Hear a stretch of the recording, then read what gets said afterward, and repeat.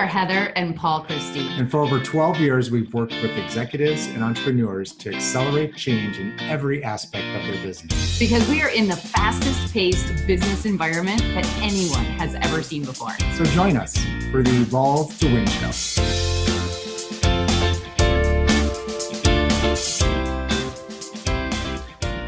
Welcome to another Evolve to Win show with Heather and Paul, except Paul's behind the camera today.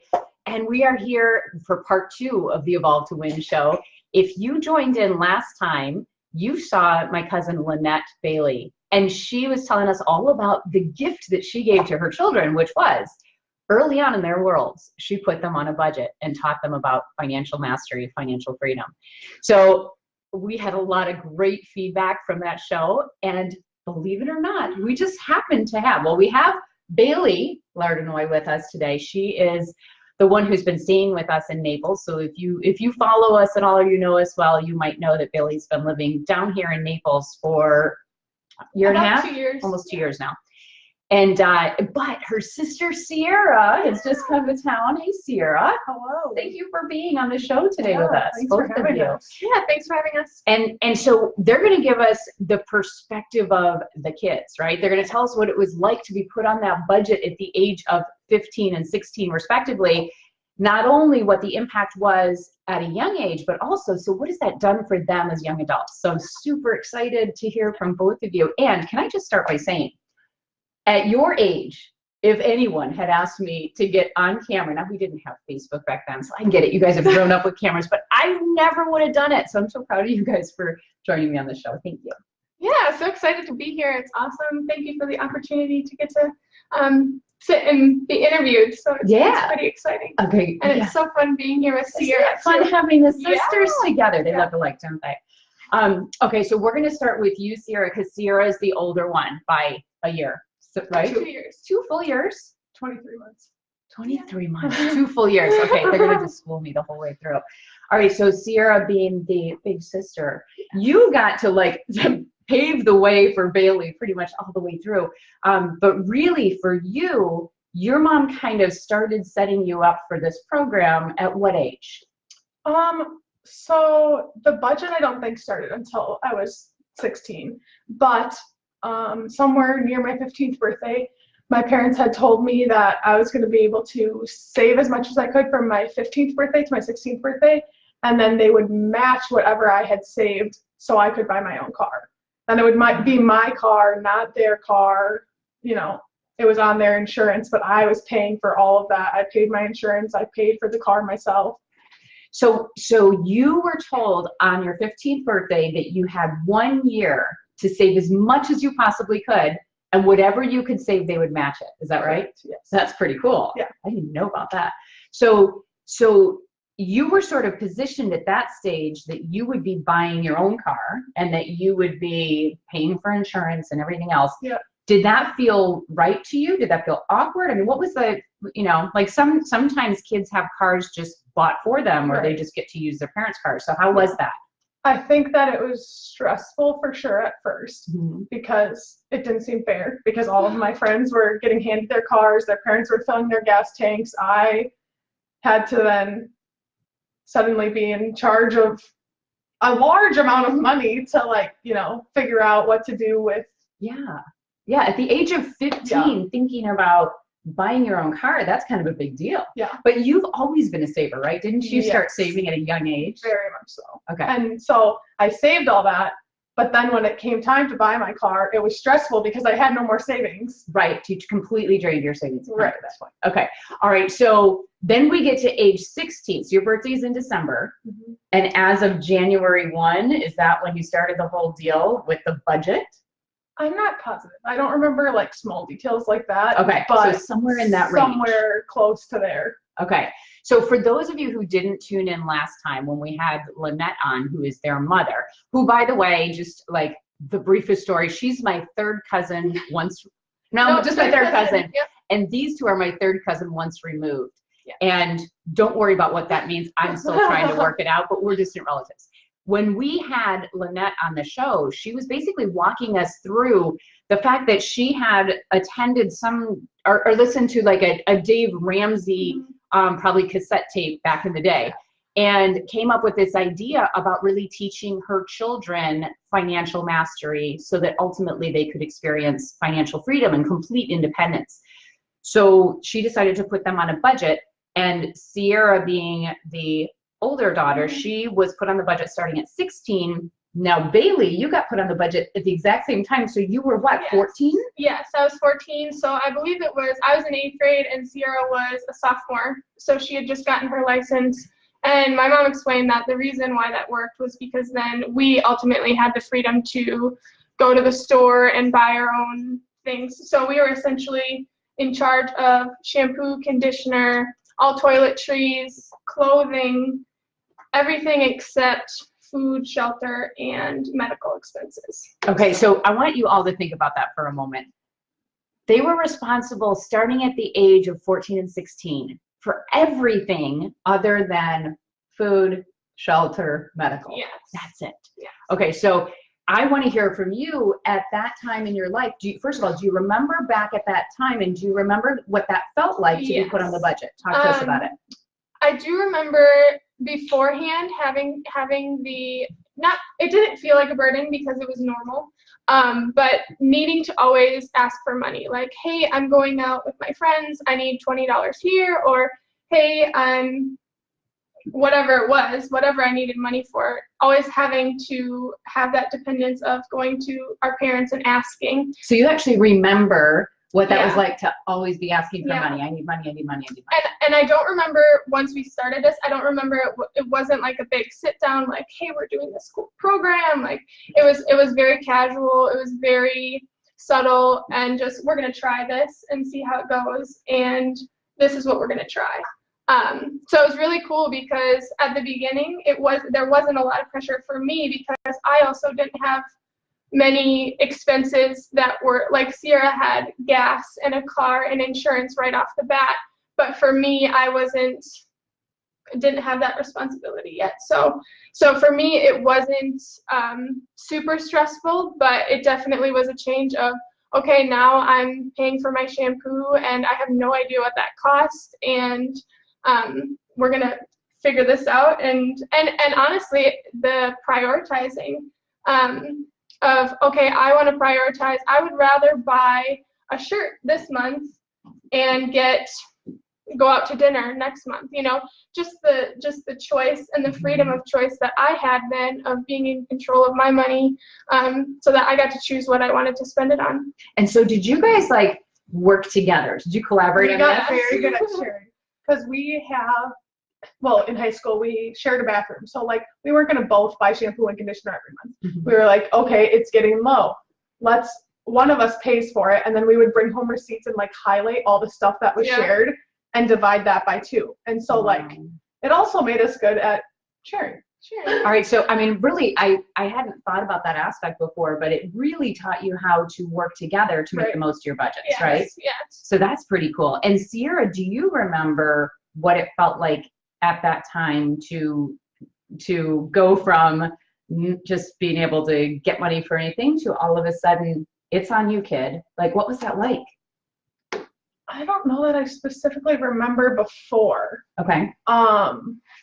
But I feel like for me as well, it made me like prioritize, and like, I mean, I wasn't driving far. We lived 5 minutes from our school. We didn't go anywhere. We just drove back and forth from school or like to the mall sometimes. So I don't remember it being like that, like, no, I can't do that because it's not within my budget. Like, okay. So you weren't totally and it wasn't stressed about it. I mean, I think that I was, but it was probably just being dramatic. Like, I didn't understand it. And like, you're learning a lot. So, and it wasn't like they were giving me $10 to use all month. Like, they gave us generous budgets. So I appreciate it because it taught me a lot about, the value of a dollar, but also it wasn't like so strict that I couldn't do it. Yeah, got it. So you started to appreciate, first of all, what things cost, right? Right. Which of course you wouldn't have had any idea prior to this. I remember Lynette telling the story about how you're like, oh my gosh, shampoo is really expensive. And you used to use like 2 pumps. And you're like, I can get away with 1 pump or something like that, right? She said 5, which I probably did. Yeah. But like, yeah. But just, I mean, just those little things, having that, right. the really experiencing the value of things. But also, it sounds to me like there was some amount of independence that you were experiencing too, because now I don't need to always ask you. I have this money and I get to make my choices. Yeah. Right. Now, did you ever, how did your friends react? Because I don't imagine, did you have other friends who were on this same program? No, I remember that very vividly of at the beginning when we first started this, you know, it got out to our friends and we got to explain it to our friends of, hey, we're doing this cool thing and this is what we're doing. And I remember at the beginning, my friends were like, that's so weird. That's so not cool. That's so not cool. Like, I'm so sorry for you because that sucks. like good luck, but I'm good over here. But as the years went on, and I think definitely going into high school and all the way through high school, the value that it brought of having the independence of not having that leash with my parents, I think that my friends did become envious, and they saw that, oh my gosh, she has the freedom and she doesn't have to go ask for money when we want to go out to dinner or when we want to buy things. I think that they saw the value in it, but then also didn't know how to get that for themselves. Yeah, you know? yeah, of course not, right? Right. It's just such an interesting concept. It's so different from how I was raised. And yet, when I first heard about this program, I thought, wow, it's just incredible. And in part because I know you two now, and I know the impact that this has had on you. So let's fast forward. You get through high school. You guys are completely, you're still financially dependent on your parents because they're giving you this bit of a salary. But they ended up having 2 other children, you know, after they took a little break, and then they had 2 other children. What was it like when your sisters came around? Because you're getting paid. Did you actually have to do work? Like, did you have to do chores? Did you have to babysit in return for that money that they gave you, or how did that work? I think so. A lot of people find out that you have sisters that are 10 and 12 years younger than you, and they're like, oh, that's fantastic. You have built-in babysitters. And that was very annoying, but at the same time, I think our parents handled it very well because they recognize that we are not Maggie and Reese's parents, and we are in middle school, high school, and we want to hang out with our friends like normal people that don't have infants at home. Yeah. And so they would pay us extra for, like, you know, like a regular babysitter, like as if they were bringing. So you got hired Right. essentially to babysit. So that was a really So we fair were exchange. built-in babysitters, but we got paid for it because Yeah. we weren't their parents. Ooh, pretty cool. So Yeah. you had even a bigger budget. Yeah. And you if you also- took the time, because then if you said no, they would find a babysitter. If you already had plans, they wouldn't like force us to stay home then. Okay. So you still had to prioritize babysitting then to get the extra. Mm-hmm. And didn't you take on a part-time job early on in addition to all of this, right? Correct. You I also worked were at a also- little kid's shoe store. So at a kid's shoe store. Yes. Did you have a part-time job? I had a job. Yep. So I was a 3-sport athlete, and so I had sports, you know, all year round, and then I was working on the weekends. So. Okay. All right. So both of you, and academically, how did you guys do academically? Oh, I think Sierra won that one. But no, How did you do? Sierra honestly paved the way for me. She did such a good job of being a model for my academics. I had a 3.92, so. So I took college classes in high school. okay. And so I am the kind of person that would rather have my work done before I do anything else. So I would come home and like right after getting off the bus, would sit down, do my homework, finish it, and then it was time to go have fun. So like, I don't think we're actually related. Bailey didn't know any different because that's what I did. That was normal. So you were trained to do the Yes. exact same thing. Yeah. Yeah. So I would like, not have done that by myself.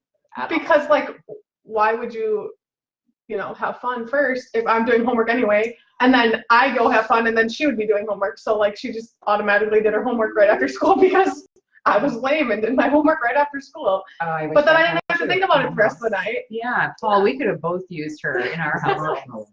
Yeah, it was. Yeah, she Don't eat the marshmallow. she did not eat the marshmallow No. first. She waited.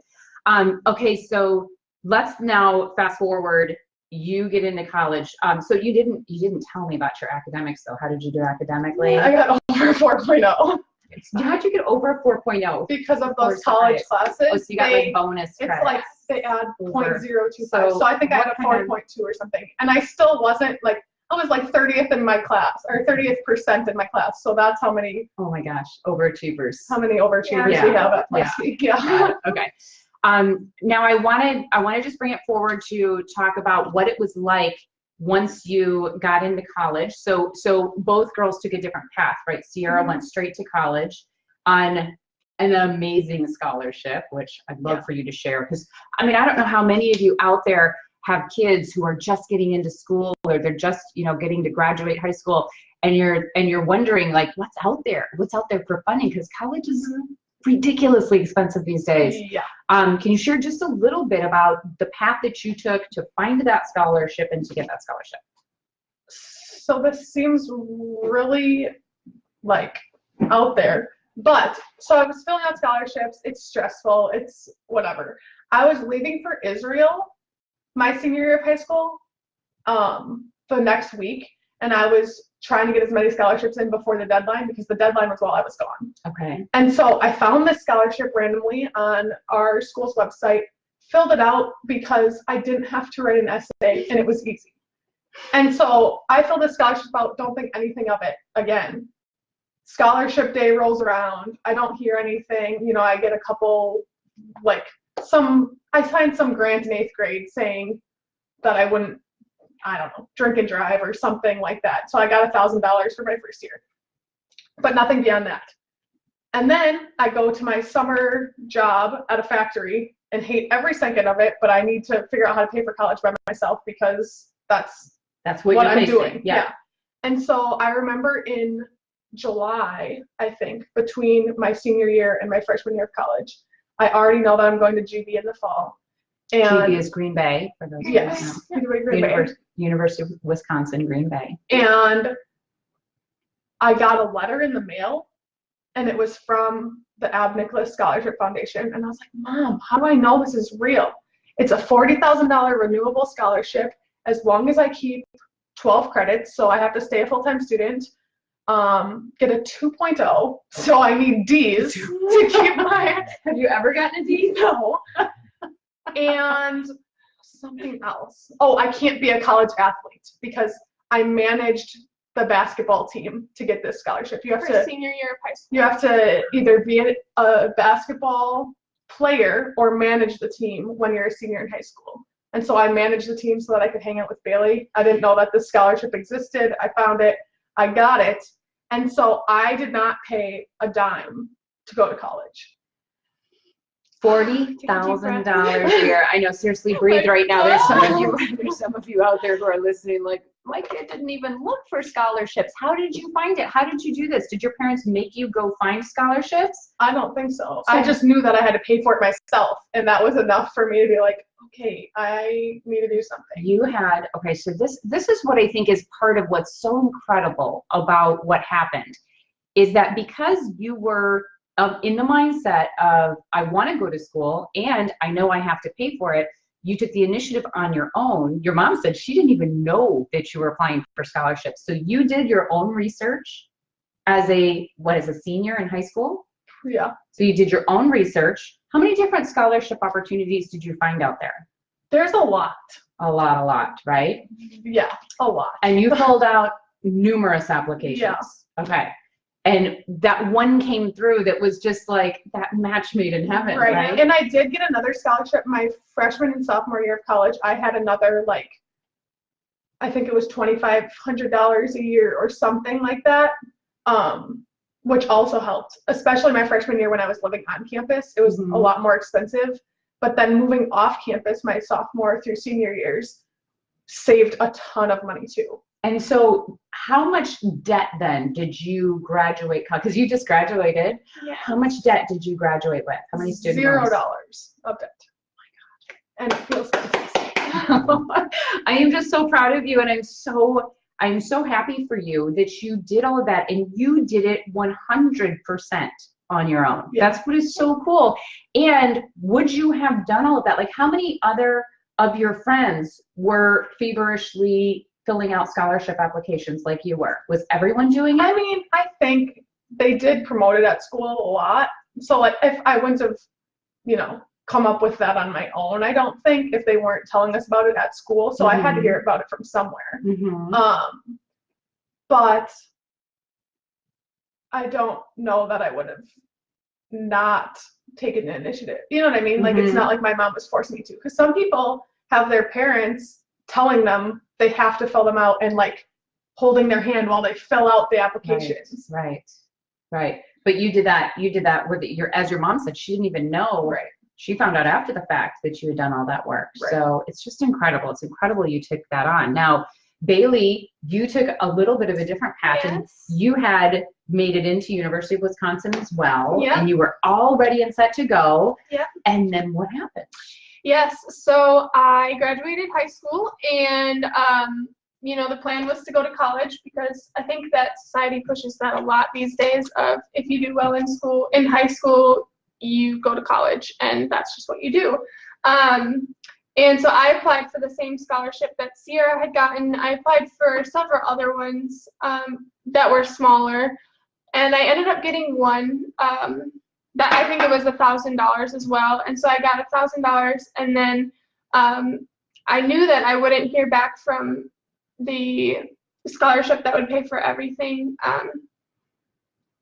until like July. So mid-July, you go to college a month later. So you have to plan, like, either you're going or you're going and you're paying for it, Yeah. So you're at the verge, and you also know at this point that you're paying for college one way or another. Yes. So you're riding on either the scholarship comes in and I'm going just like Sierra at nothing out of my pocket, or I'm going in and I've got student loans to take out then, obviously. Okay. Yep. And I had chosen a different college from Sierra. Mine was about 3 hours away from home, and Sierra's was 30 minutes. But ultimately, the scholarship would have paid for school as well. So bottom line, it became really stressful for me. I was so stressed about, if I don't get the scholarship, what happens if I don't get the scholarship? And my mom looked at me and she's like, Bailey, you need to just take the pressure off. Like, take a deep breath and find what you love, and figure out a plan B of what you love, whether you get the scholarship or you don't. So ultimately, then we came up with plan A, was you get the scholarship, you go to school, and you're taken care of, and you figure out what you want to do after that. I didn't know what I wanted to do. And then plan B was, okay, if you don't get the scholarship, what else is there? And I had always been told, like, oh, you're great at massage, you have your mom's hands. Because Lynette has owned a massage business for, 25 years? 26 years, yeah. 26 years. So I was like, okay, I could do that. And Mom was like, well, you can do that anywhere in the world. Like, massage is everywhere. And so then, knowing Heather and Paul had foreign exchange students in the past, she had asked them if I could come live with them, and threw that option out there. And so plan A was go to school, and plan B was, okay, move to Florida and and go to massage school and figure life out from there. So yeah, that's what I did. And so the scholarship did not end up coming through. So it was interesting, because I planned for college. I applied, I got accepted, I went to orientation, I had a roommate, I set a schedule, like everything, the whole shebang. I was straight up. Did you pay deposits too that you lost? I paid, like, you have to pay for orientation, and then you put a deposit down of like housing and stuff. Yeah. Mm-hmm. So yes. Mm-hmm. And then scholarship day came, and they only tell the contestants who win the scholarship, or the students who win. So I didn't hear anything, and it was probably around like 2 or 3, and Mom finally looked at me and was like, they haven't sent it yet, like, you probably didn't get it. And so then it was, okay, I'm moving to Florida.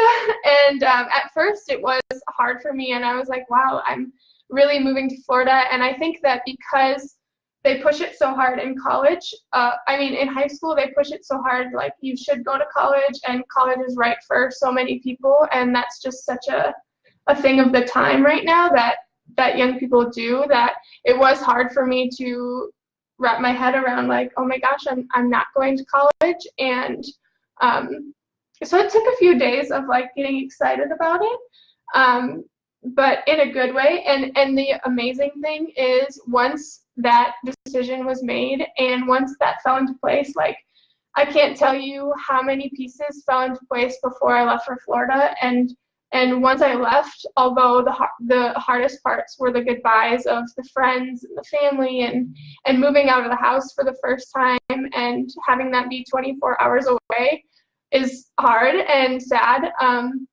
But everything fell into place, and I am totally meant to be here and doing what I'm doing, and I totally feel like that. So. Yeah, you're absolutely on your path, which is perfect, Yes. right? Different paths, Yes. but both are perfect for each of you. And so what's really incredible about where you've taken this, Bailey, you went and you got your massage certificate with like flying colors. Yeah. In addition to that, you were able to start up your own massage company once you got licensed. Yes. So she now owns Riverstone Massage and Reflexology. Yes. And, you know, so here's the deal. Yeah, Bailey comes to live with us while she's going to massage school. Well, guess what? She has to give a certain number of massages as well. So Yeah. we took it for the team and we helped her out. Yes, that's And right. we've Thank had you for that. massages the whole way along, and she just keeps getting better and better and better. But you actually have a knack. It must be in your DNA to start with. Yeah. So she's now 20 years old, going to be 20, 21 in November. Yeah. She's completely financially independent. Yes. So she lives in our home, but she pays her own way. She pays for her groceries and everything else, her car, her gas. She Yeah. bought a new Prius, Yeah, a so used let Prius. me tell you the value that I gained from learning this at such a young age. So I started as 14 years old. When I moved out of the house, that's when the allowance had stopped. So once I moved to Florida, I was completely on my own. And I paid for massage school all by myself. And the funny story is, so my mom and I went to the massage school to, I was already accepted and all of that, but like To register. yeah, to pay my money. And I paid all up front. So everything that I had saved from a young age throughout high school, and because our parents taught us the value of you tithe and then you save 10% of every allowance that you got, I had a savings account. And so Wait, hang on. I don't want to gloss over this one because we didn't even talk about this yet. As part of your budget and what you learned at a young age, in addition to being responsible for all of your own stuff, you also were taught to tithe 10% and to save 10% for yourself. So all the way through your tithing and your saving, so you had a savings account built up. Yeah. Even after being like really set into this budget early on. Did you do that too? Yeah.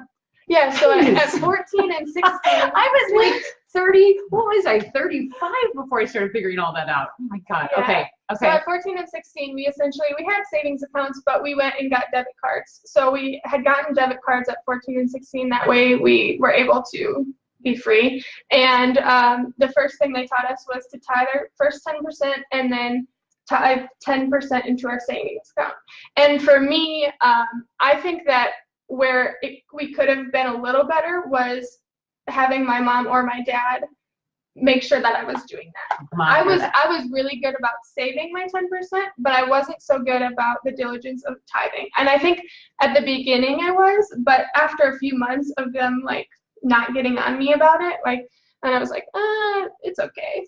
Mm-hmm. But I picked up that discipline again, which is good. But I think that that's something that could have been better, was just, hey, are you doing this? Are you doing this? Checking in. What about you, for you, Sierra? I don't specifically remember ever stopping, but I'm sure that I That was just did. Yeah.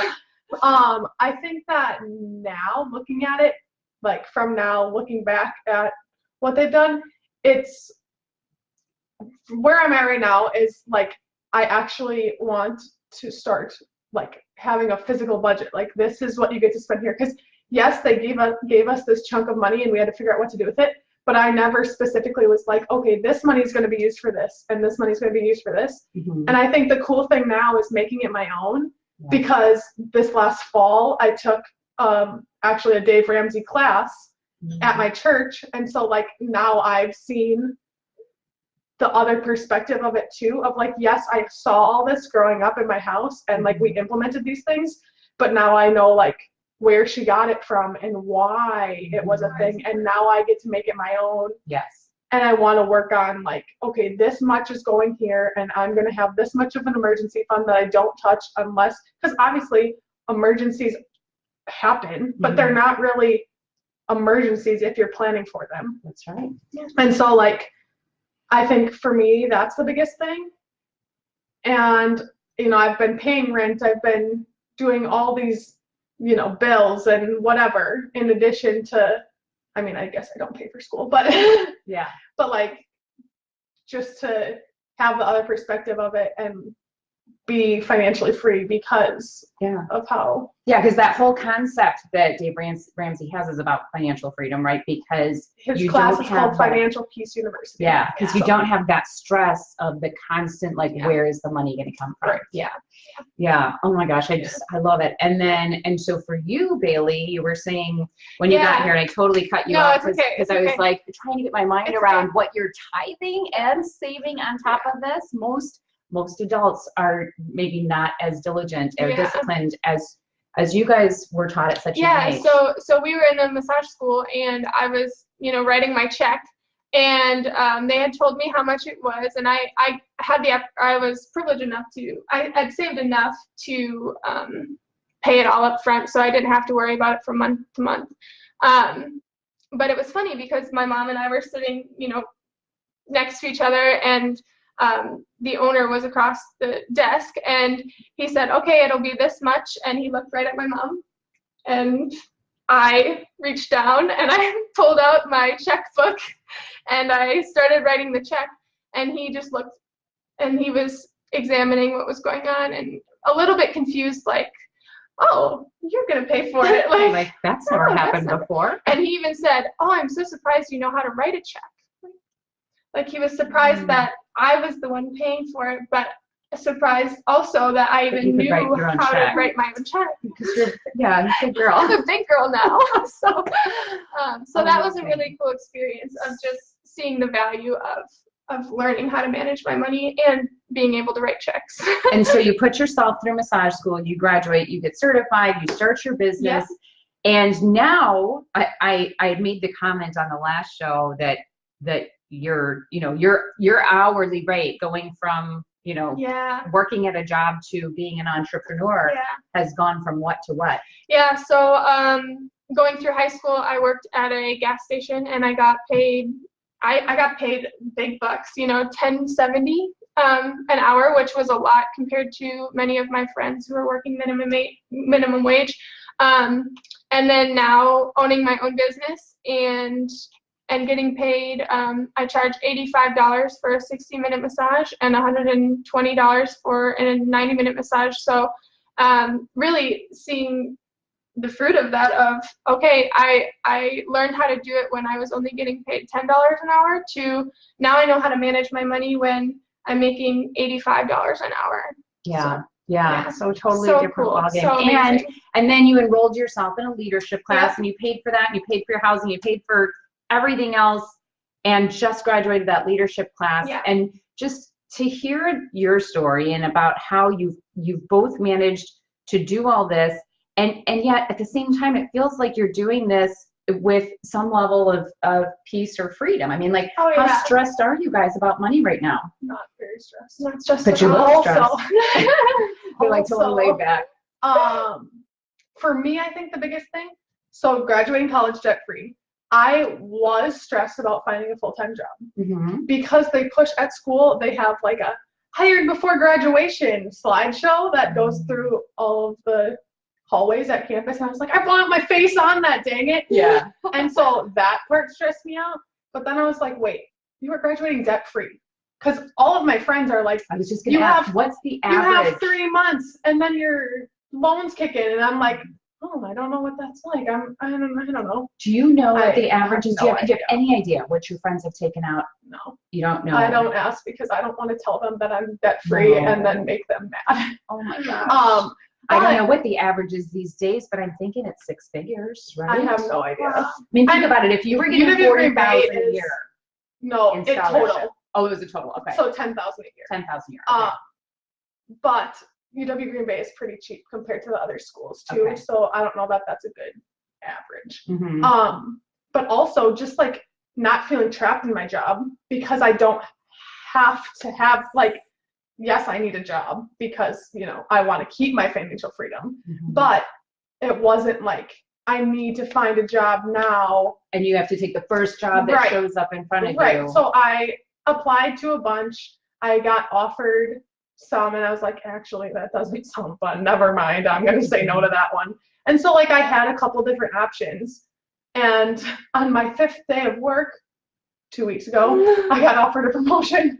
I didn't know that. I had to go to the So on Friday, I started Monday. On Friday, I went into the office and they're like, hey, so some plans changed. We have, you know, extra responsibilities, extra money. Do you want it? And I was like, yes. Yeah.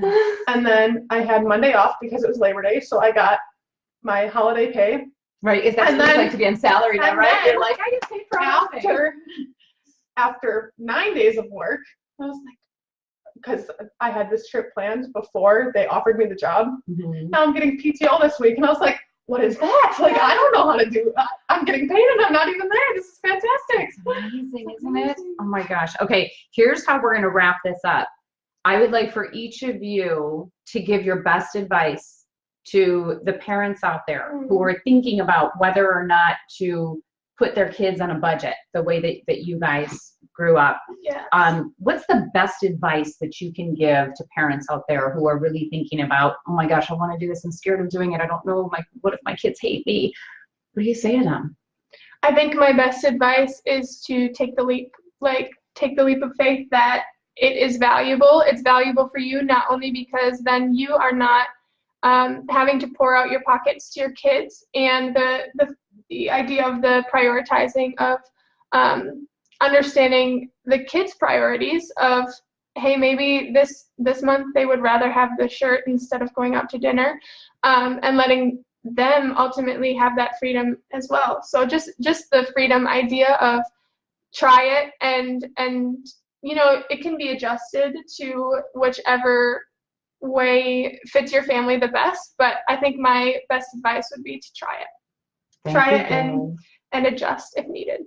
Thank you, Bailey. How about you, Sierra? What would you say? Kind of off of that, I would say don't be afraid to fail because, you know, everyone makes mistakes, whatever.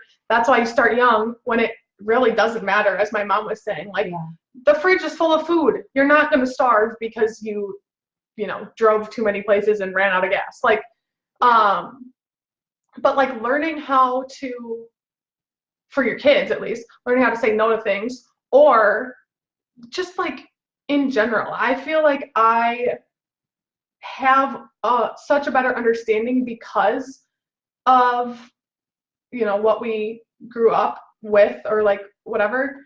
And so not being afraid to fail and like sticking with it too. Not being like, oh, but here's $20 more, here's whatever. Right. Because kids are unpredictable. And like, then you can't budget that. Yeah.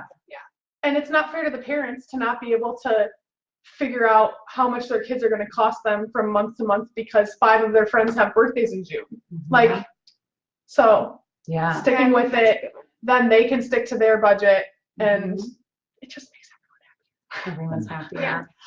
Well, thank you so much for tuning in to the Evolve to Win show. Thank you to my 2 beautiful guests, and I'm so excited for both of you and all your success at such an early age. I admire both of you and I respect you so much. And we look forward to seeing you again on the next Evolve to Win show. Thank you so much for having us. Okay.